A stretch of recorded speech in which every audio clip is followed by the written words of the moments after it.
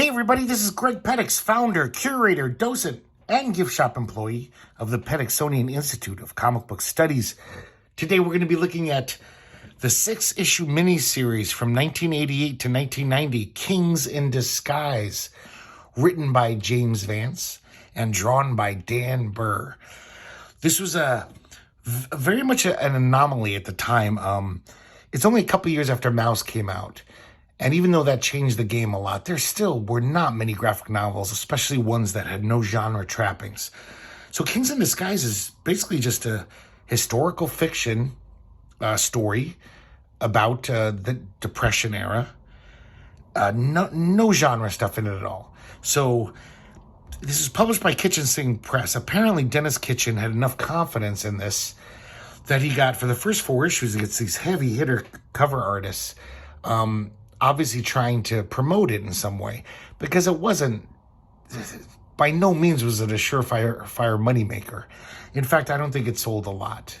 It did win many awards. It won the Eisner and the Harvey or whatever the awards were back then. So people realized that it was very good. But also, the market back then in the comic shops, teenagers and, comic guys were not, going to be interested by stuff without superheroes in it and stuff. It was a gamble. But Dennis Kitchen stood behind it and really seemed to have faith in this comic, and I'm glad he did, because it's a damn good comic. It's one of the earliest, graphic novels as far as, no science fiction, no genre. And it's not that early in the game of graphic novels, but it is at that time. There weren't many graphic novels being published at all, especially of this sort. So let's look at these. Let me get rid of these. Let's start with number 1. Like I said, he gets Steve Rude. Steve Rude was pretty hot then from drawing Nexus. Does this beautiful cover.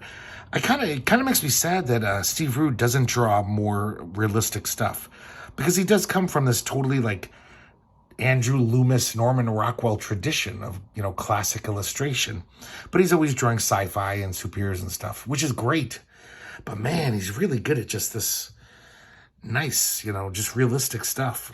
He's made for it. It's kind of nice. In the inside front cover, they give you a little like hobo lore, some of the graffiti that hobos used to, signify to their fellow tramps. Warnings and such. They'd have this whole code that all the hobos knew. They also have poems from the time about, being on the bum, being a hobo. But let's get to the actual comic. So as you can see, Dan Burr, not a very exciting artist. He's got just a very pedestrian style, but he's good. He can draw, this guy. And I think it works for this comic. I wouldn't want anything more flashy than this.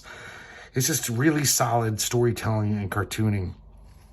Just not too, it's a little dull, I gotta say. But I still like it for this comic. So we're introduced here to the protagonist of this comic, Freddie Block. He's a 12-year-old kid, and he's already on the road as we start the comic. He's on the bum, and he looks down and he sees these hobos around a fire. But then we cut back, we have a flashback, and we see Freddie just a little while before. He was a normal kid, very poor, but he had a home. He could afford to go see the movies on Saturday with his friends.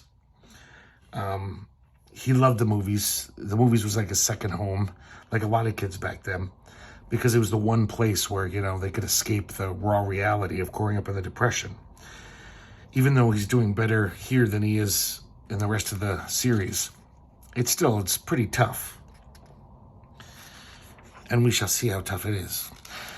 So him and his friends he's got these great friends, and they collect bottles for the deposit. That's how they make whatever little money they can to see the movies.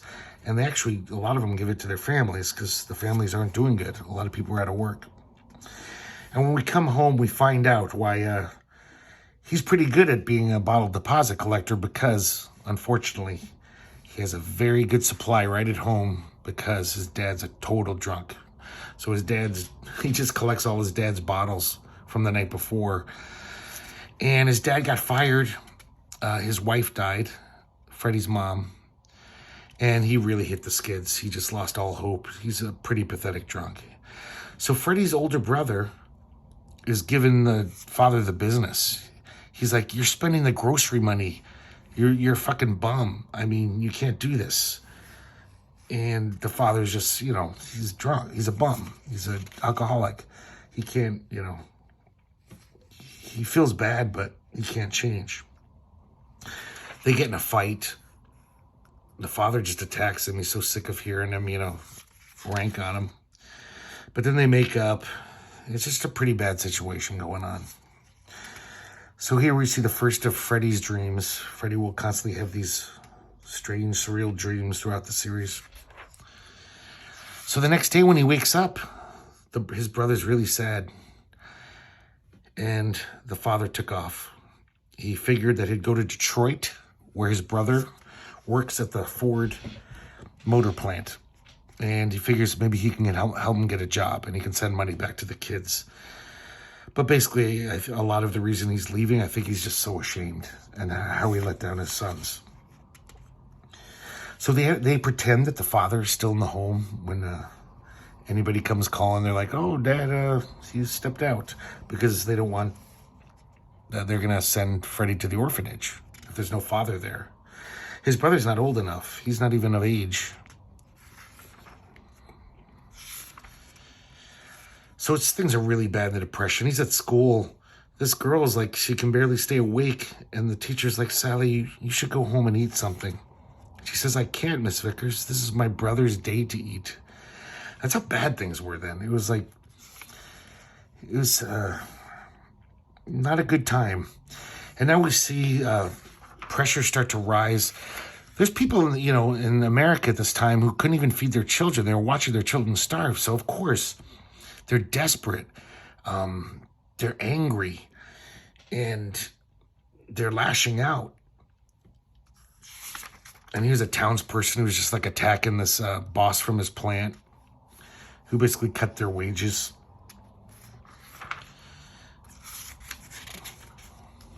Excuse me.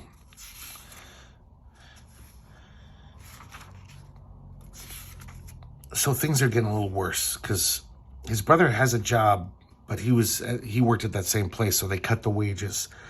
So it turns out he hasn't even been eating. He just eats a little every day so Freddie can eat.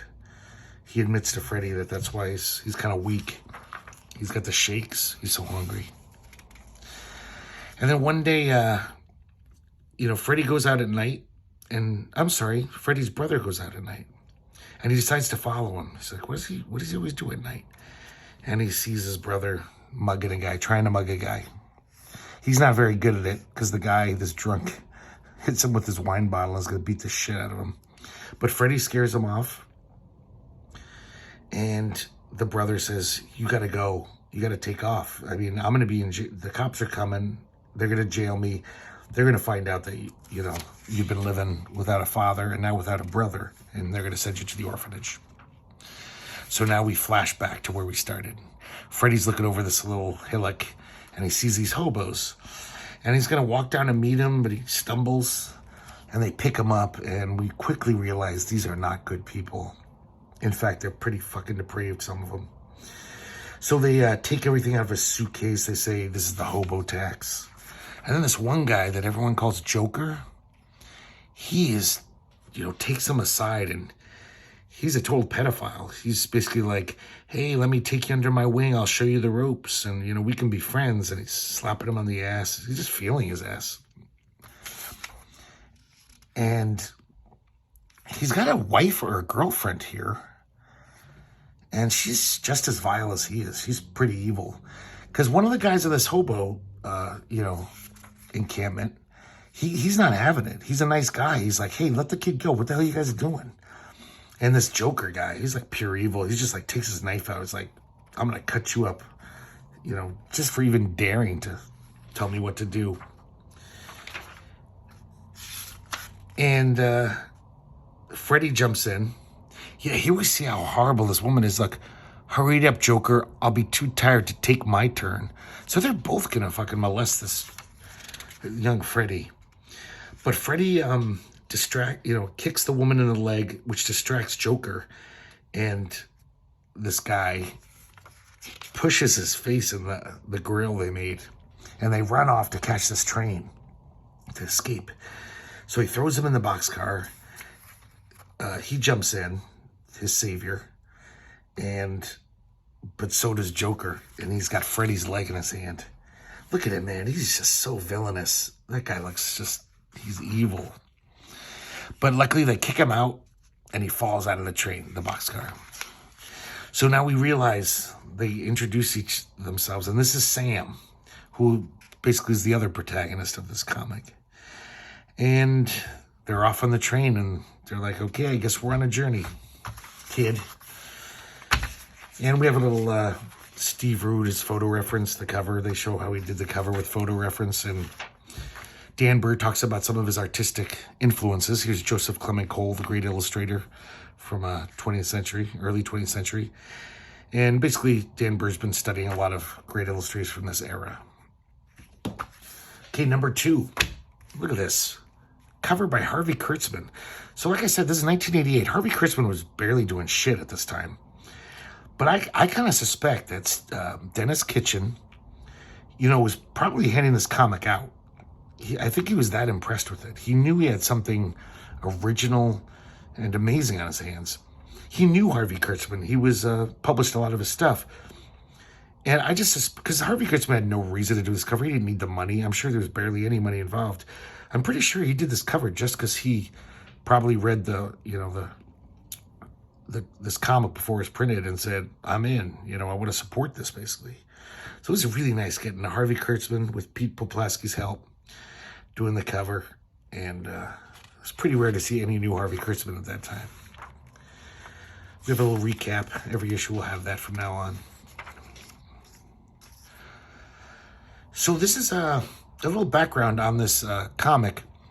In, I believe, like 1984, James Vance wrote a one-act play called Kings in Disguise. And this issue is basically most of that play. And you can see as we look at this issue, it's all one setting. It's this boxcar. The whole issue takes place in a boxcar. And it's just their dialogue. And it's amazingly well written. Just like very natural dialogue. We see these guys befriend each other. They just met. And we find out this guy Sam's a total joker. He's funny. He's just this goofy guy. He tells everyone he's the king of Spain. That's his big thing. And he's just always wisecracking. But he's a square G, this guy. Gives him his last candy bar. He gives Freddy's last candy bar. He says, that's okay, I'll just lick the wrapper when it's done. That's what a nice guy is. But then the wrapper blows away, unfortunately. But, he's just a happy-go-lucky guy. And they're already laughing together. They're already telling jokes. It's just like a really quick bonding with these guys. And we can see that they're going to be good friends. He's just, he doesn't talk down to Freddy. Treats him like an equal. It's just this really good guy. Another dream of Freddy's. All the dreams are drawn, more less lines. Kind of shows you that it's the dream world. And he has at the end of his dream, he sees Joker. So he's pretty shaken by this incident. He wakes up in a panic. I mean, it's pretty traumatic what the Joker and his wife had planned for him. So this whole issue is just this. These guys talking about their past a little, though Sam doesn't talk much about his past. Obviously, like most people, like most hobos, especially during the Depression, they got some trauma in their past, and they're kind of escaping. They're trying to escape it. He saves Freddy's life again. Freddy almost falls out of the boxcar. But we do also find out that Sam is kind of he's sickly. He's a lunger, as they used to say. He's coughing all the time, so he's doubled over coughing. So he's not in the best of health. And Sam is teaching him some hobo lore. And telling him about some of his past when he worked in a gold mine. And that's probably where he got his bad lungs from. You know, it was a really dangerous job with the gold dust and all the other crap in a mine. And it's just pretty amazing, this issue, how well written it is. Like, it's really believable, just the dialogue in this, whatever, I guess this was a night for them. But you really see how, like, yeah, these guys are friends. Like, they definitely are simpatico, and we get it. It's not like this forced thing where they have to tell us they're friends. You can see it. But finally, we have a little drama now. All it's been is talking and gabbing. But it turns out that Joker didn't fall off the train. He was on the undercarriage the whole time, crawling his way to the door. And you know, waiting till nighttime when he could attack. So Joker sneaks in and takes the bedroll out from Sam's head and tries to smother him. And he's smothering him, and Freddy jumps in to attack him, to defend Sam. He's not strong enough. Joker totally clocks him, almost knocks him out. This is really good art here. This is some of Dan Burr's best stuff in here. So it looks like he's killed Sam. Sam stops struggling. And then he's like, now then, where were we? That's fucking creepy. So but it seems like we didn't even realize in the first scenes with Joker, he's not just evil as fuck. This guy is over the rainbow, toys in the attic. I mean, he's really nuts at this point. And he starts like ranting to him, like talking about this beautiful life they're going to have together with a house and white picket fences. And we realize that he's talking about what he lost. This guy was a normal guy at one time. He had a house, he had a wife, but just all the shit that happened in the Depression, he's lost his humanity. He's had to live like an animal to survive, and now he kind of is an animal. But he's so crazy at this one point. He's walking towards the door, and he sees this fantasy vision. He's like, there's catfish on the stove. The table's all set. There's a big old feather bed. Nobody will ever push me around again. Unfortunately, as he's walking towards the door, he's got Freddy in his grip. But then luckily, Freddy pulls out from his grip, and the guy just happily walks off the train, probably to his death. The train's going pretty fast at this point. And then I like this. We see what's in Joker's head. This is what Joker's seeing. He's seeing himself return to his beautiful home. His wife's there feeding the chickens. And we see the welcome mat and an open door. And, that's the last thing he probably thought of before he died. So it turns out Sam's not dead. Somehow Sam survived. And he's still a happy-go-lucky guy, though, still making jokes, even though some guy just almost murdered him. So, yeah, that's the second issue. Some really good writing, man. So it's a shame James Vance didn't do more. I should have also mentioned, too, that there was first a play in, 1979 called On the Ropes, which is like a sequel to Kings in Disguise, even though it came out before. And it's about Freddy when he's older. He's a young man. And then because of the success of that, he did this. He wanted to write more about Freddy, so he did this. Here we have a beautiful cover by Mark Schultz, the Cadillacs and Dinosaurs guy, and illustrating a scene from within, which we shall soon see. So they're off the train. They're tramping around, and they're pretty close to Detroit. So they're trying to get to Detroit so he could find his father. Well, first his uncle, and then hopefully his father, because he got that letter from his dad. And they're pretty close to the town, but they still have a day's journey. And, Sam's still not feeling that great because he's always kind of sick. So they decide to scam this farmer guy into taking him to Detroit, the last bit of the journey. Sam pretends to be really hurt. And, Freddy says, "Mister, come help my friend." And this guy's a really nice guy. I mean, a lot of people would kill hobos. They'd be like, "Get the hell out of our town, we'll kill you." This guy, hasn't been beaten down by poverty and He's still got his humanity. So he takes him on his cart back to the farm, and his wife's there. And he's like, this guy's not going to make it on the cart. He's really hurt. I got to take the car in. She's like, you can't take the car. That's for family emergencies. We have like a little tiny bit of gas. We can't afford it anymore. And we've been saving that last bit of gas in case you break your leg one day and we got to drive you into the city. And he's like, hush up, woman. We got to help our fellow man. And she's like, no, times are bad enough without you giving the little we have away. And they get in this fight, and she even falls over. And he's yelling at her. He's like, you and your harping on money. Look what you made me do.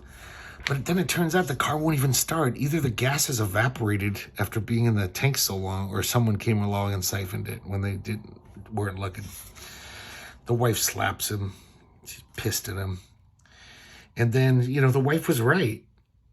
Sam gets up, fit as a fiddle, says, sorry, ma'am, sorry for the trouble. And they walk off, and she's like, sons of bitches.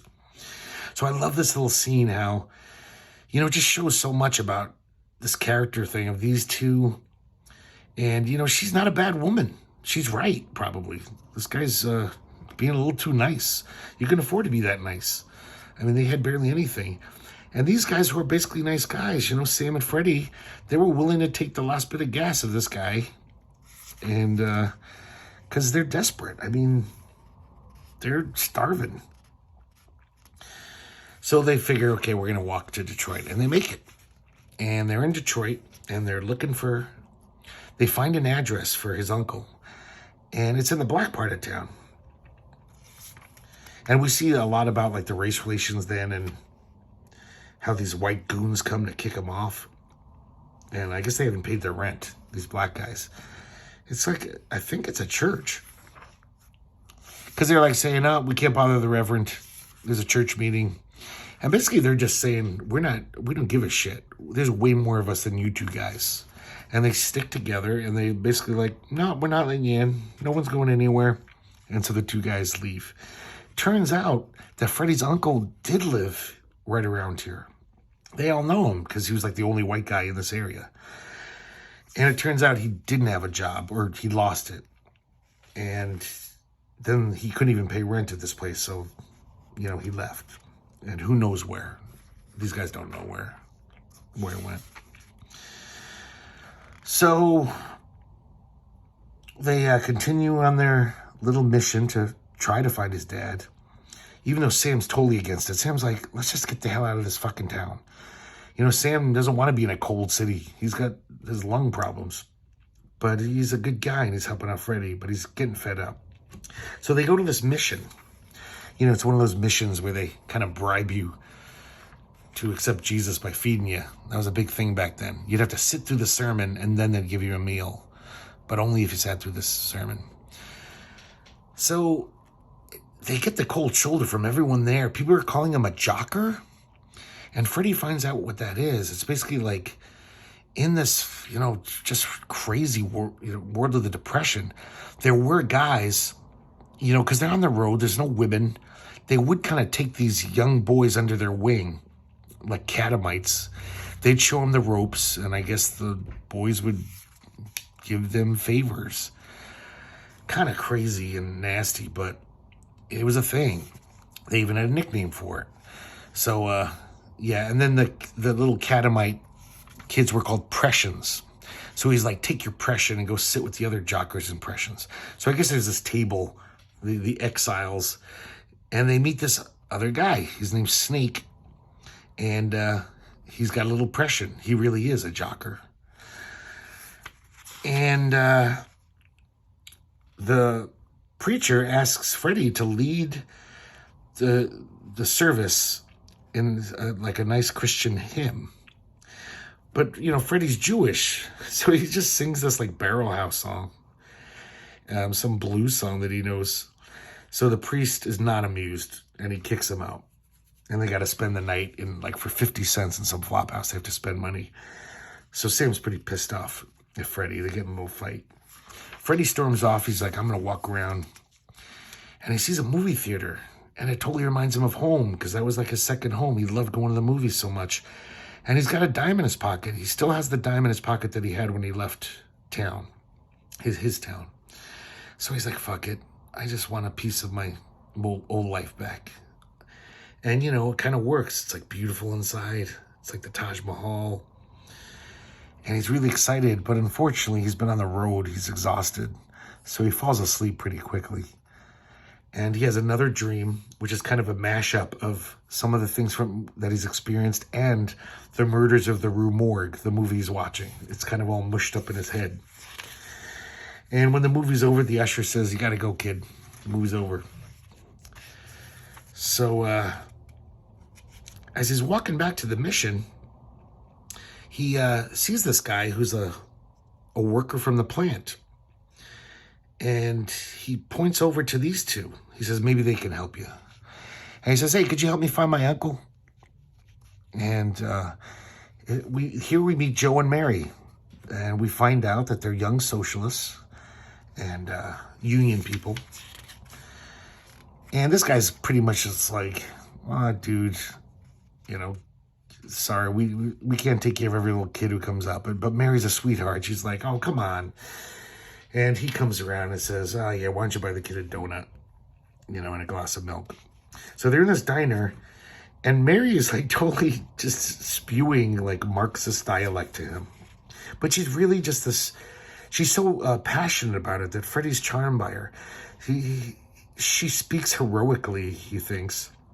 And he didn't really understand much of the talk, but he's thrilled by her passion for this cause.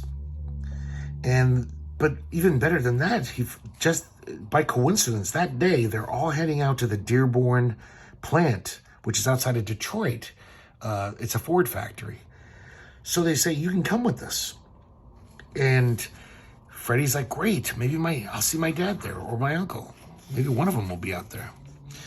So they drive out to Dearborn. You know, people are singing, you know, commie songs. And this is a famous historical incident, if you don't know, the Dearborn Massacre. I mean, it was horrible. It was national news. Because these people basically just went to, you know, their placards said, we want bread, not crumbs. They were just asking for, like, please give us fair pay. You know, open the plant. We want to work. We're starving. But there's these cops there who are pretty much like Henry Ford's goons. They're definitely not unbiased in this situation. And all of a sudden, they start tear gassing the crowd. And the protesters are kind of scattering. Some of them are fighting back, throwing rocks at the cops, though. And then some of the guys just start, like, kind of going crazy. They're just, you know, like, riot. They're smashing windows. And Mary's just like, guys, no, this isn't the way. And she starts, it's kind of a sappy moment, but she starts singing the Internationale, the communist anthem. And it works. Everyone stops their hubbub and their nuttiness, and they all grab hands and they confront the police. And they're like spraying hoses on them. And then this guy, a representative of Ford, comes out to talk. He's some CEO. And someone throws a rock right at his head and knocks him out. It turns out it's Joe. And the cops grab him, and then they just shoot him right there. Cold-blooded murder. Shoot him right in the chest. He's not even resisting. And then they just start opening fire on the crowd. This shit really happened. And then it turns out that Sam showed up. Sam's there. Sam figured, he heard that everyone was going to the Dearborn plant, you know, Ford factory, and he figured that I couldn't find you in Detroit, so I figured you're probably out here, you know, looking for your dad or your uncle who work at Ford. And here we see dead Joe, and Sam's pretty messed up. He wasn't shot, but he was hurt. They bully clubbed him. And they take Mary off because Mary keeps agitating. The cops bust her. And of course she's crying. Joe was her fiance. They were in love. Here we see like a lot of professionals write in letters. This comic in its day had a big impact. There was nothing like this on the stands. Even Charlie Harris wrote in. Charlie Harris, I don't know if you know that name. He was a very popular letter hack in the 80s. He was actually my local clerk. I lived in Tucson, and I used to go to his comic store, and this guy turned me on to a lot of great comics. He had good taste in comics. So it's not like you'll see his letters in Spider-Man and stuff. But, Love and Rockets, 8-Ball, Doom Patrol, Swamp Thing. He was always writing in, getting published. But he might have turned me on to Kings in Disguise for all I know, because this came out when I was going to a store. There's a pretty good chance he did, because he turned me onto a lot of good stuff. Okay, number 4, we got a cover by Jack Jackson. Great underground cartoonist. Really nice cover. And after the incident at Dearborn, Sam and Freddie are kind of like skulking around. They don't want the cops to say, hey, you guys weren't that thing. They're kind of on the lam. Because basically they're just rounding up anyone that looks like a union person. The cops are basically doing a witch hunt. So they figure, okay, we're finally going to get out of town. Let's catch a train. And this cop in this train bowl, they find him. And they're like, ah, shit, we're nabbed. But then out of the blue, this guy attacks the cop, clonks him on the head with his billy club. And it turns out it's Snake and his little Prussian from the mission. And they're like, come on, guys. We know a place to go. And we see how Freddy's changing already. This unconscious cop, he gives him a few kicks. He's getting hardened by the road and by seeing all this shit. So he takes him to this other mission run by this elderly couple. The preacher and his wife. And she kind of fixes up Sam as good as she can, puts some bandages on him. And it seems like they're very sweet people, this couple.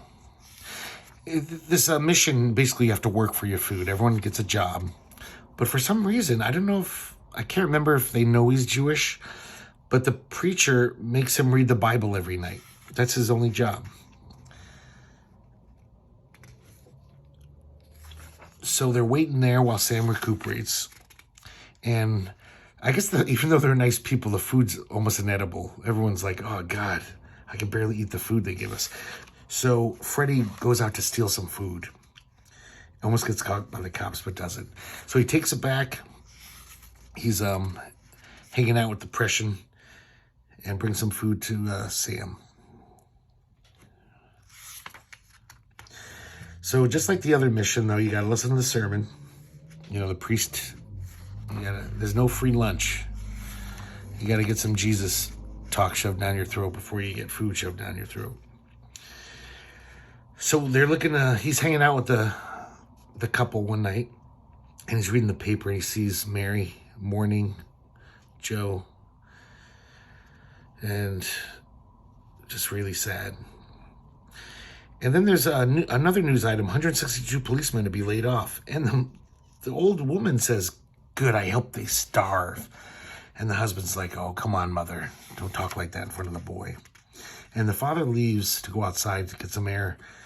And it turns out, they had a son. And it was during a food riot. People were so hungry, they were breaking into grocery stores, helping themselves to food. She knows it wasn't a good thing to do, but still the cops came in, billy clubs, swinging, and basically beat her son to death just for trying to steal some food because he was hungry. So she's got no love of the cops. And, Freddy's like, wow, she's pretty radicalized.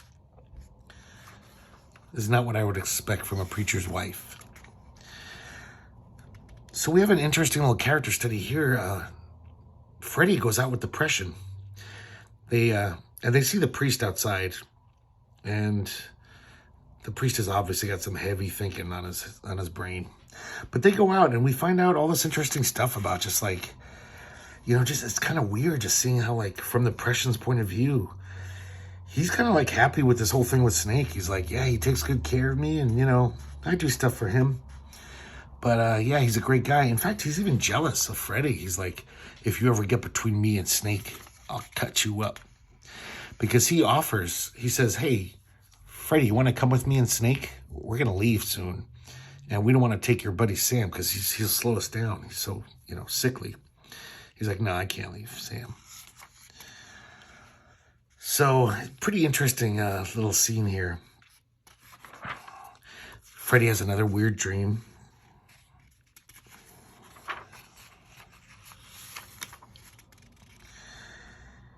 And here we have an interesting turn here,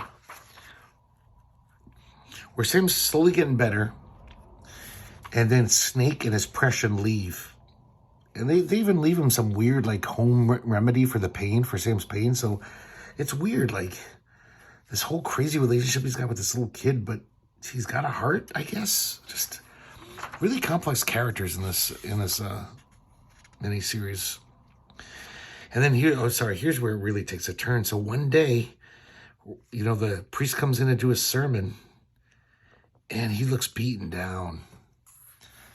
He's obviously been thinking about his son, all this. And he tells the guys, he says, just go eat. Don't bother coming to this room again. There won't be any more talk of God in this house. I've lied to you people for a year. I can't keep it up any longer. And yeah, so this guy is so shaken. He finally realizes, like, what the hell am I doing? This is all bullshit. Giving these guys pie in the sky bullshit. Like, we got to fight for shit now while we're on Earth, So him and his wife kind of become these little radicals. They get Sam to make him a nice sign, because that was Sam's job before he got, became a hobo. Ford gave bullets for bread. And they march off to the Dearborn factory, where all the other people are protesting, because it was such a heinous massacre, like, shitty thing. It really, like, made people realize, like, this has got to stop. This is terrible. So they leave. They leave the mission. And they're going to catch a train, finally leave Detroit. And 2 more bulls show up. And these guys, they're bastards. They're like sadistic little shits. They're like, we are going to hurt you so much and we're going to love it, basically. And they knock out Sam. And they're gonna kill him, it sounds like. And they say, you better run, boy, while you can. And he won't leave. He sticks up for Sam. And he says, you have to kill me first. I'm not running anymore. And they're like, okay, we'll have to kill you too. But then the other hobos that kind of scattered, they're kind of inspired by Freddy's defiance. And they were like, fuck this. We've been pushed around by these sadistic, shitty bulls. And they kind of learn about solidarity. And they just stand together and say, you guys better get the hell out of here. You're dead. And these guys slink off. They're like, oh shit, we're outnumbered. And it's a really important lesson of Freddy, where he's like, see what happens when, we can stick together and fight these bastards that grind us down all the time. Here we really see the prestige of this comic at the time. Art Spiegelman writes in, Karol Sobieski, the great cartoonist, Frank Stack. None of these guys wrote their comic books ever. But this comic made such an impression. Just the fact that nobody was doing anything like this. That, guys like this wrote in. Pretty impressive. This was really a beloved comic, but, by a very small audience. Just because most comic guys want superheroes. They want genre. But I think anyone who read this comic would be into it. It's just a really well-told story. Just good stuff. So we're up to issue number 5. We got a little Joe Hill lyric, the famous Union guy.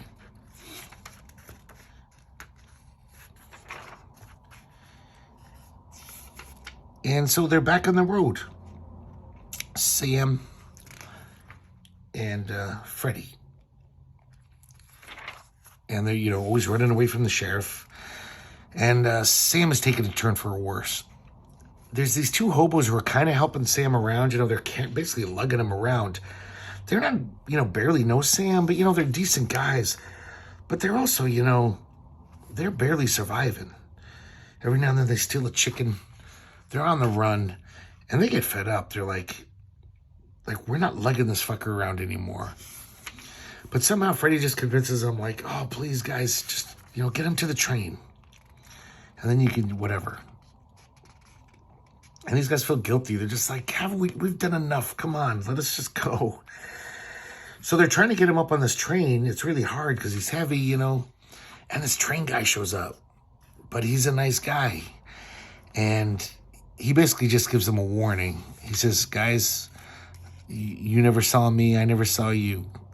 Because I could get in trouble. But just so you know, the bulls are showing up soon. So, you know, he's a nice guy. He doesn't want to see them get beat up by these sadistic bulls. But then they're like, we can't heft this guy up. So he's like, Jiminy. So this guy even helps them lug Sam up on the top of the train. He could totally lose his job for this. And we see this throughout Kings of Disguise. There's constant moments where even though these people are desperate, it's kind of a dog-eat-dog world. You know, people can't help being human, and there's still kindness and compassion with a lot of people. There's also horrible, evil people around too, but it's like the humanity hasn't been beaten out of everyone yet. So they're on the top of this train, and they get somewhere else. They're walking around. Yeah, and this is one of the guys, they've had it. Sam keeps falling over. They're obviously slowed down by Sam, and they're still guilty. So they're like, okay, we'll just take you a little farther, and then we're fucking out of here.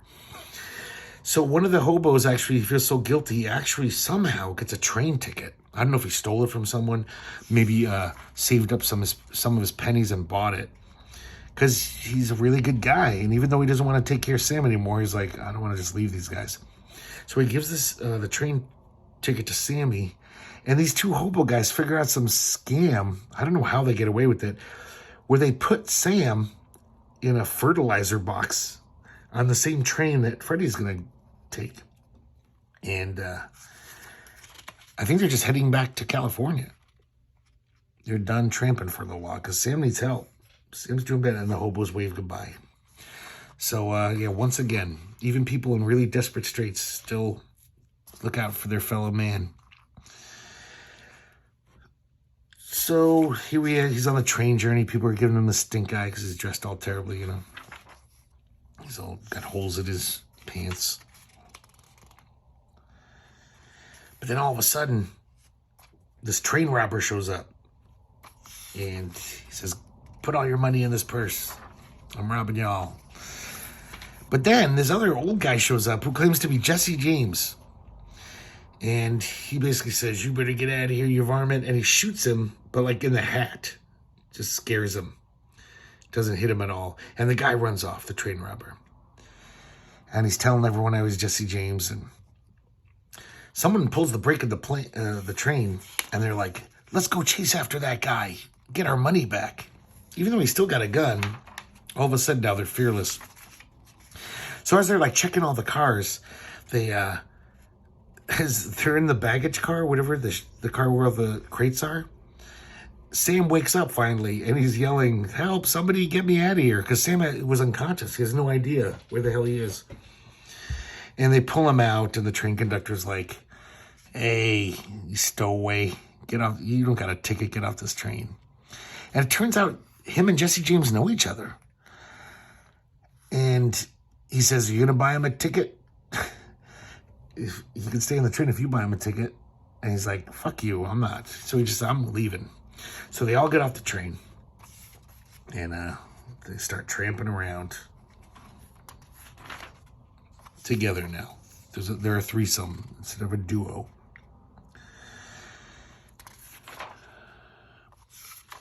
And they make it to this little Hooverville, a little shanty camp.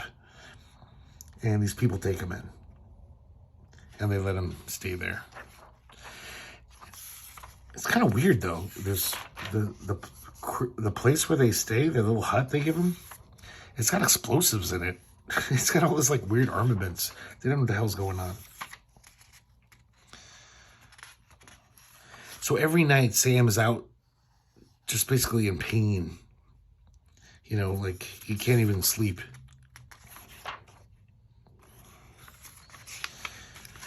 And it turns out this Hooverville there's a farmer who lost his land because he couldn't pay his debts to the bank. So the bank owns it. And But he's squatting on his own land. It used to be his farm. Technically, it's the bank's, but he's been squatting on it and let all these other hobos stay there. That's what this town is. And when it comes to the auction for the land, this guy's going to bid for his own land. It starts with $1. Because all the hobos pooled all their money together. Because they want to buy the land and make it a permanent thing. And this one guy's trying to buy the land in the auction, and they basically threaten him quietly. They're like, you better stop bidding. We want this land. You're not getting it. And it's called Bugtown. They name it. And they have finally a victory for these poor downtrodden people. Even though they had to threaten a man to do it. I forgot to mention, this is the first, non-guest artist cover that Dan Burr does the cover. And as we can see, Dan Burr, not the most exciting artist. He's a pretty good illustrator, but, look at this cover. That does not scream out, buy me. I wouldn't see that on the stands and be like, ooh, I gotta get this comic. But if I knew what was inside, I would. Because this is a great, well-written, well-drawn story. Better written than it is drawn. So now we see life in Bugtown. And it's a place of promise. People are getting their dignity back. They've got their own little shanties and their little huts. And they're taking pride in them. They're trying to make them as good as they can with scavenge stuff. Everyone's like kind of helping each other out. They've made a nice little community here. And even though, they're squatting, they're all teaming up and getting things done.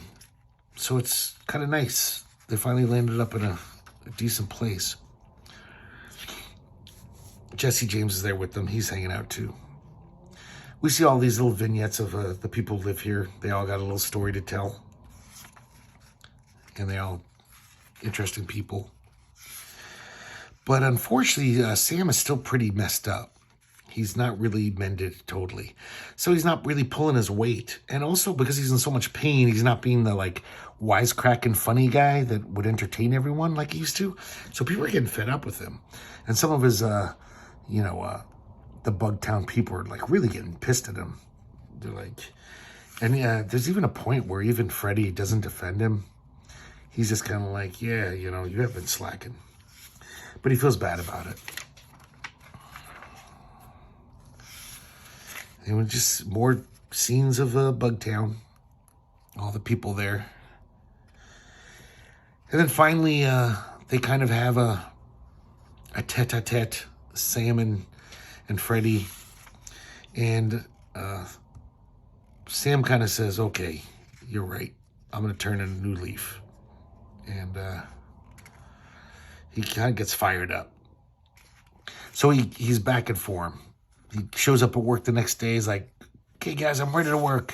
And he's his old wisecracking self, entertaining everyone with great stories. So his sins are forgotten. But he's still in pain every night. He's in really bad pain. He's just faking it. So Jesse James has planned this show in town. He's going to do a lecture and show off some sharpshooting. And he's selling tickets, he's trying to make some money. And the head of the community, the guy who owns the farm, originally owned the farm, he kind of coerces Jesse into giving them all free tickets. Jesse wasn't planning on it. But he kind of manipulates him into doing it.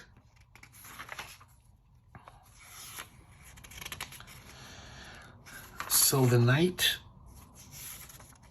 of Jesse James's thing, it's packed house. He made a lot of money.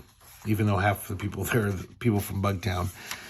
Everyone loves it. It's a total success. But then they hear sounds of gunshots from the direction of Bugtown. And they all run off to get back to their home.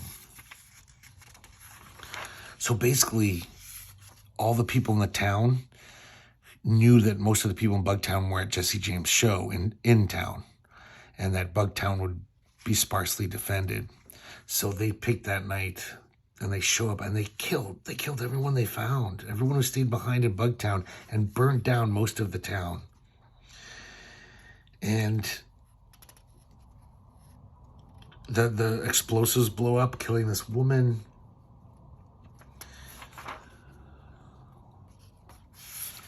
we see one of the townspeople, and Jesse scares him off with his gun. And then finally they find Sam. Sam was like in a stream. One of the townspeople, I guess, knew that Sam was pretty weak and threw him and like pushed him into the stream, hoping he'd be safe. And he was. But Sam is very shaken by this. Look at this drawing of him. He's just terrified.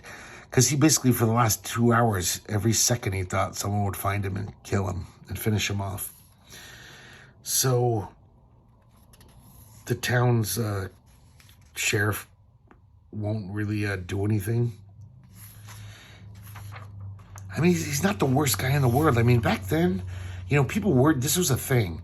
Townspeople would like just attack these hobos. They didn't want these Hoovervilles, you know, these shanty towns on the outskirts of their city. They'd beat the shit out of them. Usually the cops would do it.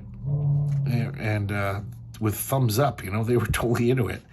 This guy's not into it, but he's also like, what am I going to arrest everyone in town so that all their wives and children will starve because they'll be in jail? It's just like, they're my townspeople. So they're just like, what are you going to do? So they spend one more night in Bugtown, you know, sleeping on the floor because there's no houses left. Everything's burned down. And they finally head out to California finally. Freddie's going to take Sam home because he finally found out, you know, the past that Sam never wanted to talk about is he abandoned his sweetheart years ago. And while they're on this train, Freddie's reminiscing about all the things he's learned on his journey. You know, the solidarity of the Dearborn protesters and how even though this whole world is set to break everyone in two, you know, there's still people can team up and, you know, at least if they die, at least die like humans and not animals. And he's inspired by this and he vows to always do this. He also realizes that he's like, wait a second, I'm not a little boy anymore. I turned 13 on this whole journey. And, you know, being Jewish, he didn't get to have a bar mitzvah, but he's a man now. So they get to California, and it turns out there's no hard feelings. His old sweetheart, Elizabeth, is just thrilled to see him. Just, you know, unconditionally loves him. And instantly she gets him into bed. She's like, oh my God, you look terrible. I mean, she's going to take care of him. So we find out that, you know, he's like, oh, I can't believe he ever ran off from such a prize like you. She's like, maybe it was because some old fool was filling his head with fairy tales and lies about adventure. So part of the reason why Sam was maybe not like most of those people in depression, he might have just like taken off because he was had wanderlust, you know. He wanted a life of adventure. But she still loves him and accepts him back. So Sam's getting worse and worse. The doctor's like, man, he's not long for this world. And Jesse takes off, Jesse James. And Elizabeth gives him a pair of pants. And she says, so you can look decent at the, and she can't even say the word funeral. But Freddie takes off. Freddie's like, he's been changed. He doesn't want to live in a house anymore. He's a true hobo. So he leaves a note for Sam. And as he's leaving, Sam gives up the ghost, his last cough. And Freddie kisses him on the cheek and heads out back to the road. And then it ends with another one of Freddie's dreams.